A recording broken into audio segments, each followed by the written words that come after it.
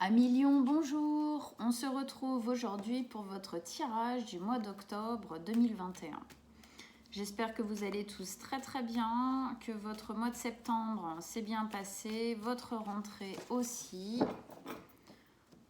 Maintenant, alors, mois d'octobre 2021 pour les Lions. Qu'est-ce qui se passe pour vous? Quelles sont les énergies pour nos amis Lions? Signe solaire, ascendant ou lunaire, Lion, mois d'octobre 2021.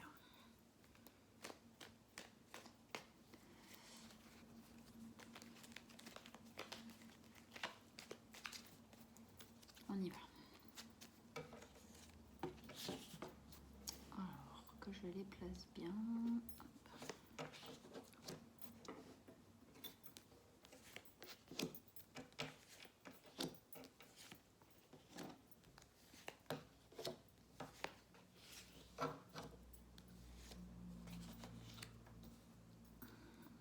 Ok.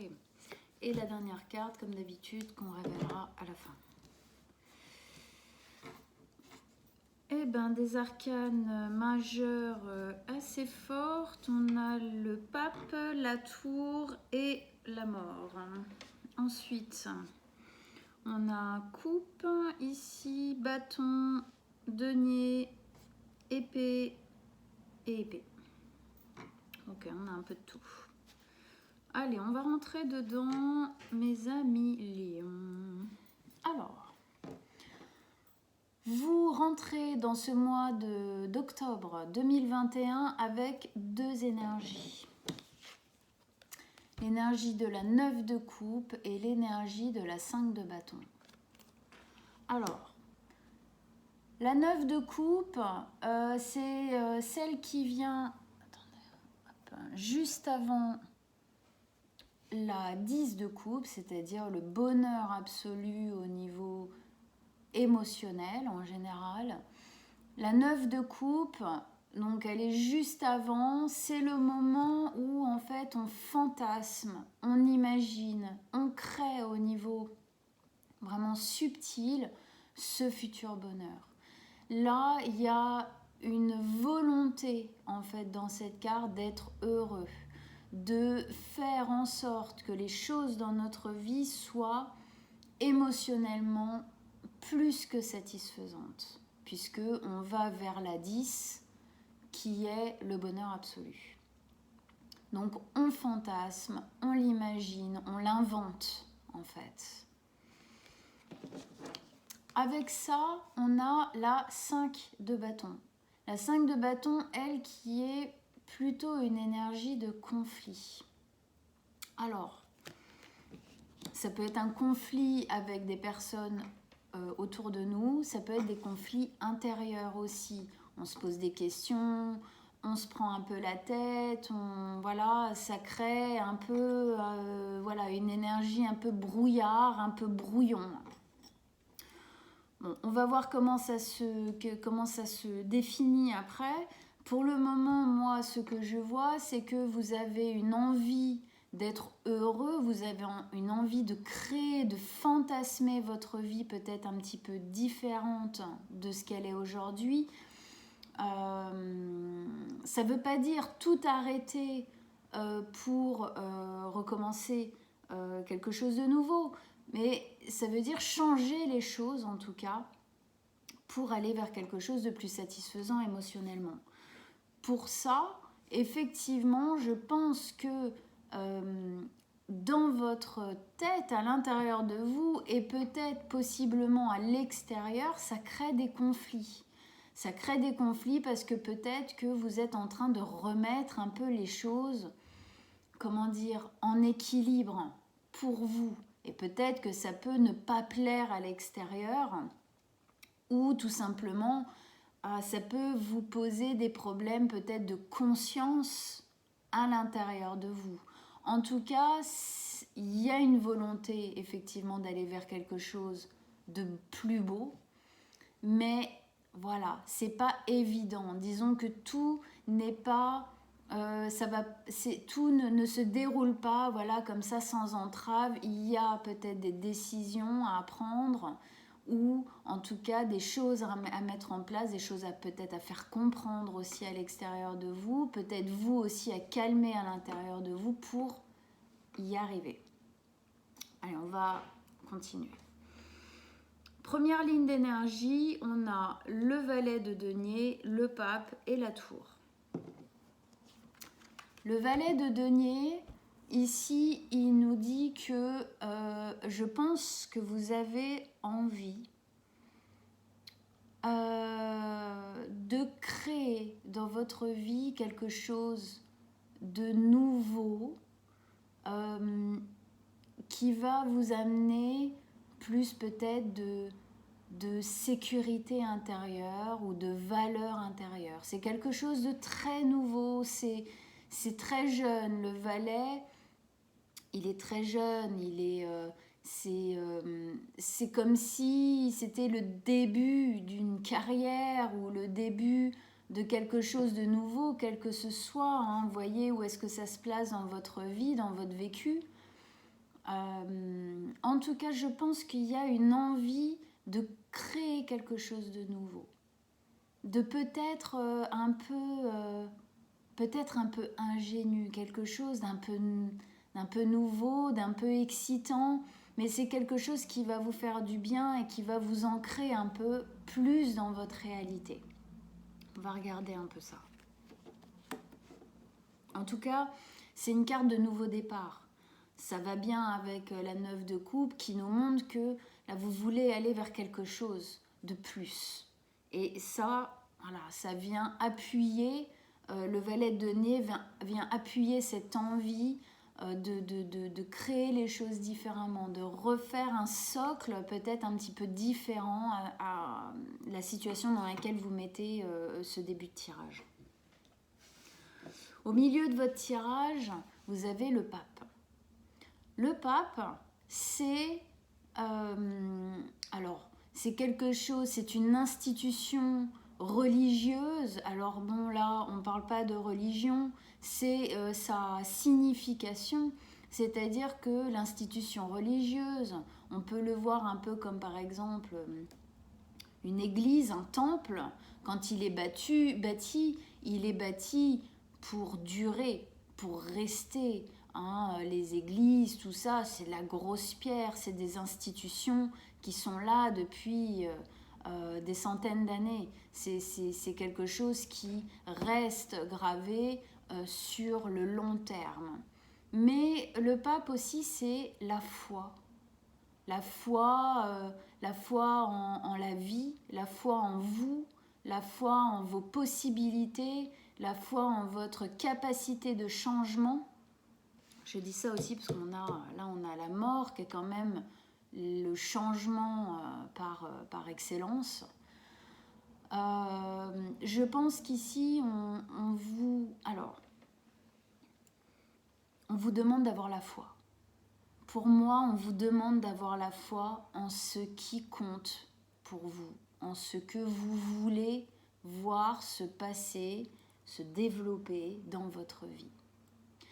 Ça peut aussi vouloir dire que ce changement que vous êtes en train d'opérer, ce rêve-là, ce fantasme que vous êtes en train d'apprivoiser, de déterminer, voilà, ce que vous êtes en train de petit à petit faire descendre dans la matière, dans votre vie, c'est quelque chose qui va vous faire du bien, en gros, qui va être positif au niveau de vos fondations personnelles.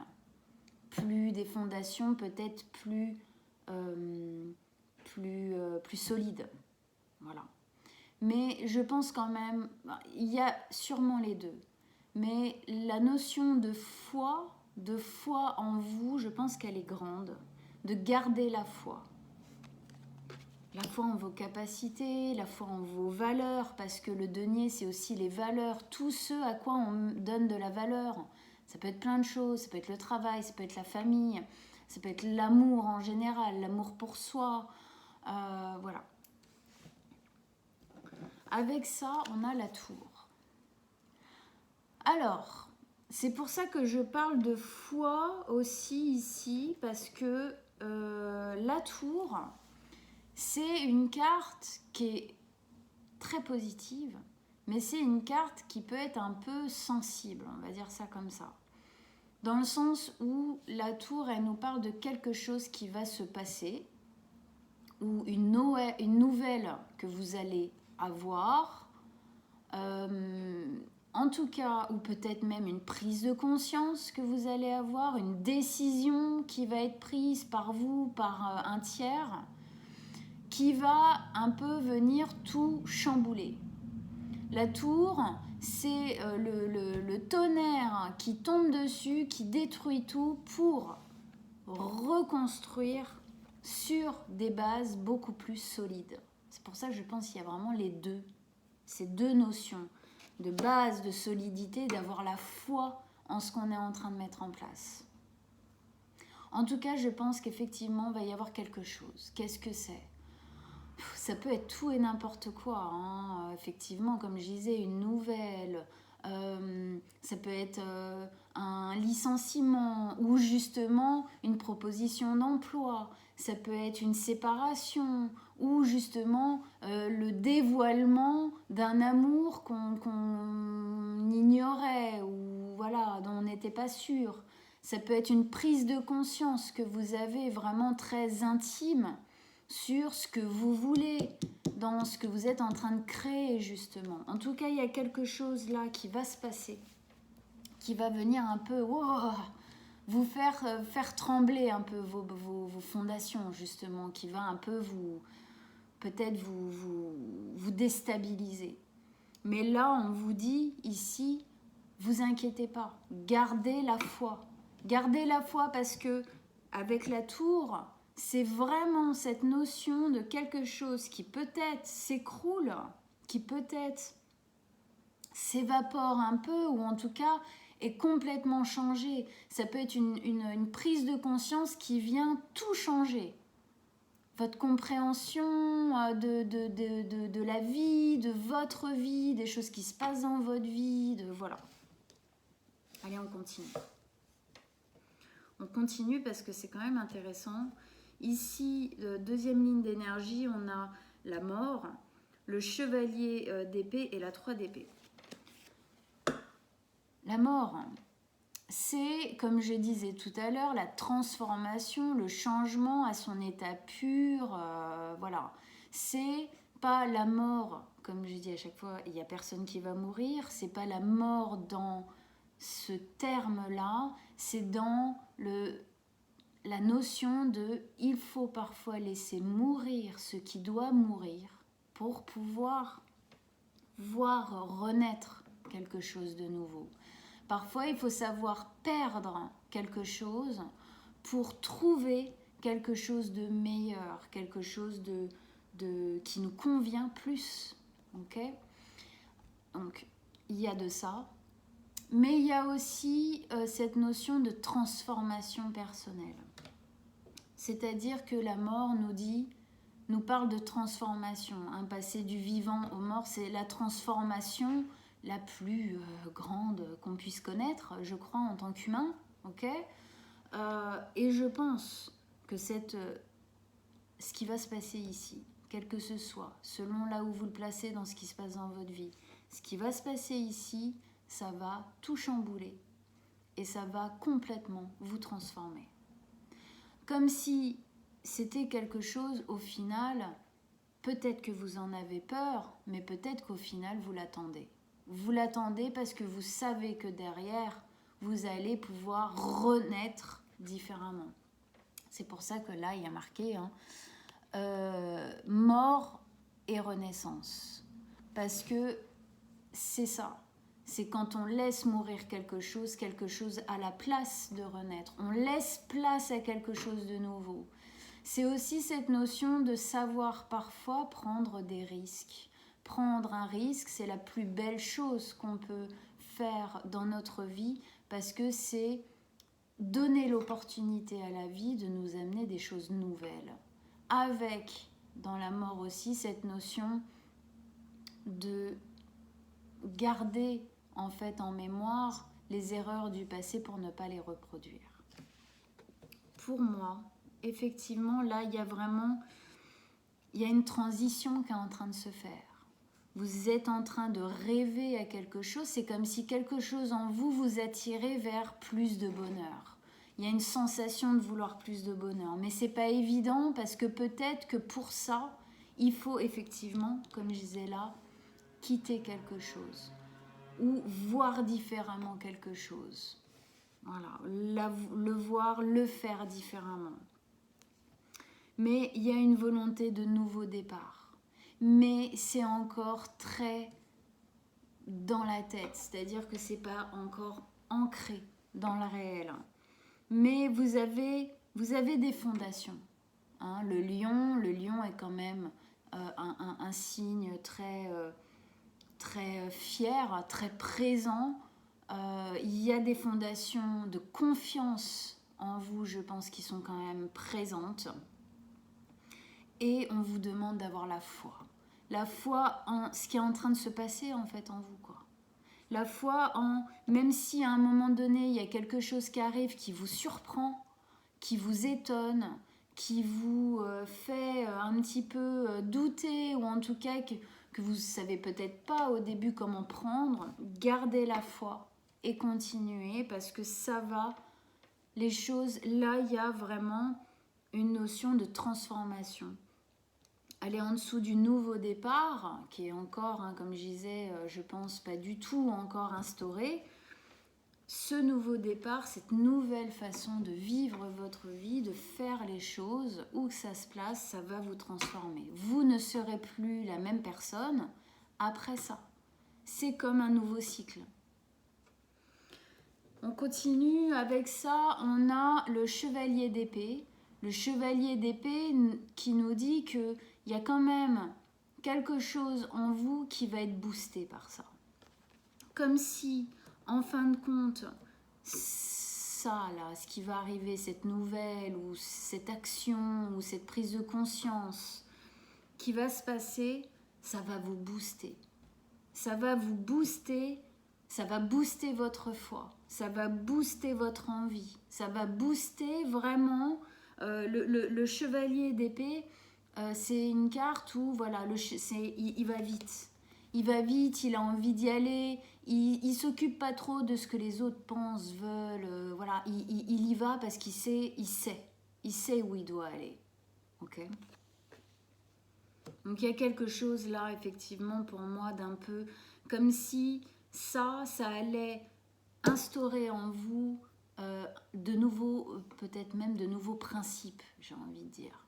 En tout cas, vos principes et vos valeurs vont être modifiés de manière positive. Avec ça, on a la 3 d'épée, c'est ça, oui, la 3 d'épée. La 3 d'épée, elle nous parle d'une énergie un peu difficile. On va pas se mentir, de toute façon, ça se voit sur la carte. D'une énergie de souffrance, de douleur. C'est pas impossible que dans un premier temps, ce qui va se passer ici soit pas un peu dur. Hein. Ou que les prises de décision, les conflits, les prises de décision, tout ça, que ce soit pas un peu difficile. Qu'il n'y ait pas, effectivement, je pense il va y avoir une notion de souffrance à passer. Mais dans la vie, les plus gros changements souvent passent par une période de difficulté, plus ou moins grande. Hein, c'est pas obligatoirement une souffrance démesurée, c'est pas ça. Hein. C'est que ça va venir un peu ça va venir un peu chambouler plein de choses. Ça peut nous parler de réveiller certaines peurs qu'il va falloir effectivement, c'est pour ça, garder la foi, ne pas se laisser manger par ses peurs, par ces traumatismes qui vont être un peu réveillés, ding ding ding, on a parlé de moi, j'arrive, et qui vont avoir tendance justement à mettre un peu le bazar dans notre tête ou dans notre vie parce que on va peut-être vouloir lutter contre ça. Je pense que ça sert à rien. Parce que de toute façon, les choses quand elles arrivent pour une bonne raison. Vaut mieux, on peut les prendre avec difficulté, mais au bout d'un moment, vaut mieux les accepter que de se battre contre si on ne peut rien y faire. Donc voilà, à mon avis, gros changement, il y a quelque chose qui va se passer. Moi, ça me parle, hein, on a aux deux extrémités, on a la difficulté et on a le fantasme du bonheur. Je pense que pour aller à ça, vous êtes obligé de passer par ça. Pour aller au bonheur, vous êtes obligé de passer par cette période un peu de ouf, de ok, attends, là j'accuse le coup, je vais prendre un peu de temps pour accuser le coup, puis après, ok, je vais me remettre à comprendre, à essayer de voir comment je peux m'en sortir, parce que je sais que je vais renaître de ça. Et on va... Ouais. Donc, la dernière carte, c'est le chevalier de coupe. Le chevalier de coupe, c'est un chevalier hyper romantique. C'est un chevalier qui nous parle de pardon. Voilà, il est là, il a son bouquet de roses et en fait, ce qu'il veut, c'est pardonner et être pardonné. Je pense que là, il y a une notion, parce que peut-être que ça parle aussi peut-être de culpabilité. Peut-être que ce qui va se passer, ce que vous allez devoir faire pour aller vers ce changement, peut-être que ça vous amène de la culpabilité. C'est possible. Et du coup, là, ce qu'on vous dit, c'est pardonnez-vous. Pardonnez-vous, faites les choses correctement, mais pardonnez-vous. On va remettre... Hein, on va prendre celle qui est tombée. Hein. Oh ben voilà. Ok. Le fou. Le fou, alors arcane majeur aussi. Alors le fou, c'est un nouveau départ dans une espèce de liberté absolue. C'est le fait, en fait le fou, donc là on voit, donc là c'est une femme, en fait elle se lance en toute confiance dans son avenir, dans la vie, voilà. Je pense que on vous demande, je pense que pour moi ça parle aussi de ça, hein, ici la foi, avoir la foi sans conteste, avoir la foi jusqu'au bout. C'est ici il y a aussi une notion de foi, hein, on voit elle se jette même de dos, tellement elle a confiance, tellement elle a la foi qu'en fait elle a peur de rien, elle y va quoi. Elle y va, elle fonce parce qu'elle sait que c'est le destin, elle sait que c'est son chemin, elle sait que de toute façon, c'est la seule opportunité qu'elle a là qui peut l'amener vers ce qu'elle veut, elle y va. Pour moi, il y a vraiment là quelque chose, il y a quelque chose qui va se passer pour vous. Mais c'est quelque chose qui va vous libérer, qui va vous changer, qui va vous amener vers quelque chose de nouveau et qui va vous libérer. Dans le fou, il y a vraiment une notion de liberté. Hein. Voilà. Eh ben, sacré tirage, mes amis lions. Hein, on ne peut pas dire le contraire. Je serais vraiment ravie. Dites-moi si ça vous parle en commentaire. Envoyez-moi des petits commentaires pour me dire voilà, si effectivement ça vous parle dans des domaines de votre vie, parce que ça a l'air assez important, assez significatif, on va dire. Voilà. Bon, j'espère qu'en tout cas ça vous a aidé, que ça vous a parlé, que ça vous a motivé aussi et conforté. votre bonheur parce que bah, voilà, le but c'est quand même d'être heureux. Allez voir vos signes ascendants et lunaires si vous le connaissez. Comme ça, vous pouvez croiser les informations et en fait, ça va faire pour vous un tirage un petit peu plus personnalisé encore. Donc voilà, je vous invite à le faire. Je vais mettre sous la boîte, sous la vidéo, dans la petite boîte de dialogue, mon mail comme d'habitude. Si vous désirez une consultation privée, une guidance privée, vous m'envoyez un petit message, je vous répondrai avec plaisir. Et puis ben, en attendant de se retrouver pour le mois de novembre, je vous souhaite un très très bon mois d'octobre. À très bientôt mes amis lions.